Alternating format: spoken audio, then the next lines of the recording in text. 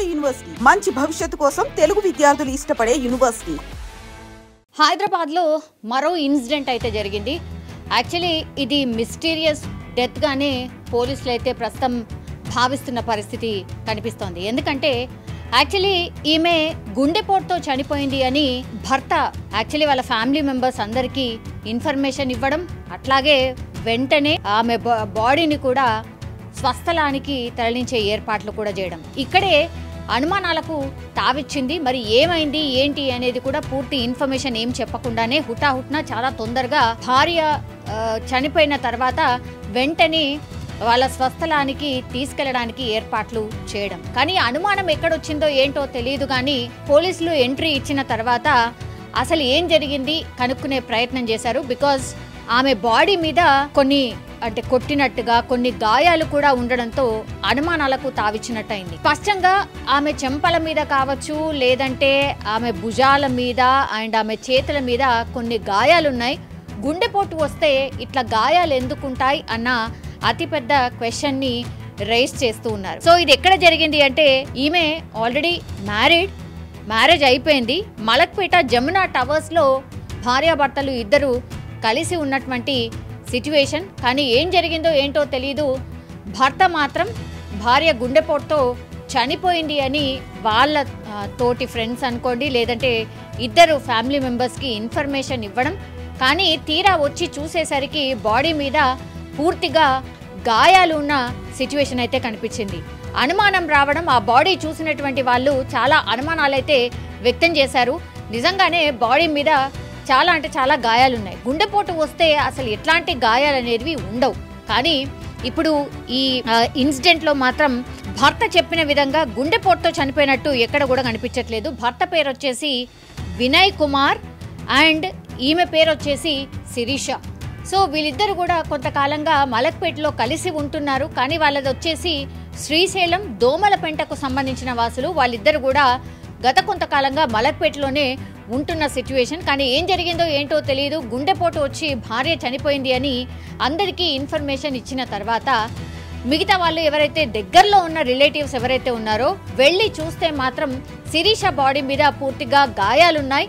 So దీంతో అనుమానం వచ్చి పోలీసులకైతే ఇన్ఫర్మేషన్ ఇవ్వడం జరిగింది. అండ్ పోలీసులు ఎంటర్ అయిన తర్వాత అక్కడ ఇప్పుడు ఇది జమునా టవర్స్ అని చెప్తున్నారు. జమునా టవర్స్ దాంట్లో ఉన్నటువంటి సీసీ కెమెరాలో కూడా పూర్తిగా సీసీ కెమెరా రికవరీ చేశారు పోలీసులు. అందులో చూస్తే కూడా పూర్తిగా ఆమెకు గాయాలైన పరిస్థితి అయితే కనిపిస్తోంది. కానీ వీళ్ళిద్దరి మధ్య మరి ఏం జరిగింది, ఎందుకింత అనుమానాలు రేకెత్తిచ్చే విధంగా ఏమైనా హత్య జరిగిందా, ఎవరైనా చంపేసి ఆ తర్వాత గుండెపోటు వచ్చింది అని చెప్పే ప్రయత్నం చేస్తున్నాడా, భర్త మీద అయితే అనుమానాలు వ్యక్తం చేస్తూ ఉన్నారు. వీళ్ళ సొంతూరు వచ్చేసి శ్రీశైలం సమీపంలోని దోమలపెంట. సో వెంటనే ఈమె చనిపోయిందని చెప్పిన తర్వాత అంబులెన్స్ని పిలిపించి వాళ్ళ స్వస్థలానికి తరలించే ఏర్పాట్లు చేశారు.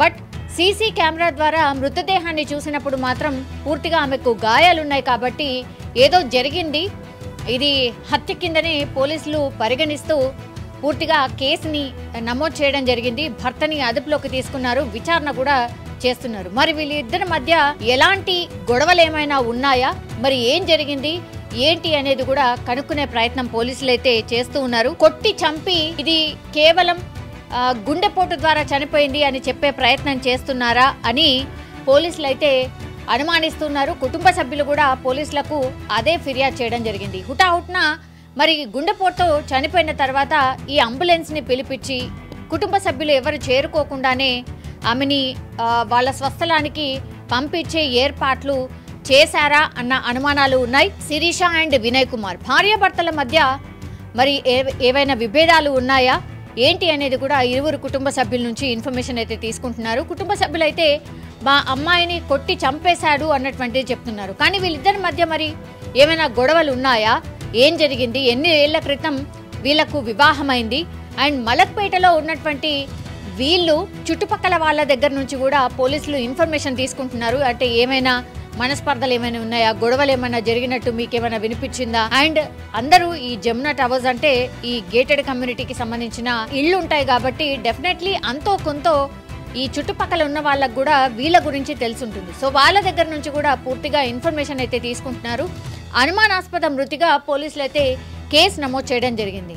కానీ ఇట్లా హత్యలు చేయడం, ఆ తర్వాత ఏదో ఒకటి చెప్పి ఇట్లా గుండెపోటో లేకపోతే ఇంకేదో ఆత్మహత్య చేసుకున్నారో అని క్రియేట్ చేస్తూ చంపిన తర్వాత కూడా ఆత్మహత్యలాగా క్రియేట్ చేయడమో లేకపోతే న్యాచురల్ డెత్ లాగానో క్రియేట్ చేయడమో, మరి ఎందుకు చేసినట్టు, భర్త ఎందుకు ఆ ప్రయత్నం చేశాడు అనే కోణంలో కూడా పోలీసులు పూర్తిగా దర్యాప్తు చేస్తున్నారు.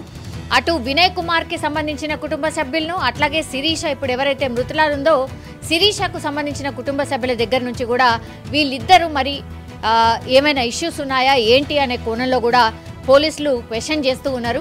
మరి ఎట్లాంటి ఇన్ఫర్మేషన్ వస్తుంది ఏంటి అనేది చూడాల్సిందే. భార్యాభర్తల మధ్యనే ఏదైనా గొడవలున్నాయా లేకపోతే ఇంకేదైనా కారణం ఉందా అనే కోణంలో కూడా పూర్తి స్థాయిలో పోలీసులు అయితే దర్యాప్తు చేస్తున్న పరిస్థితి కనిపిస్తోంది.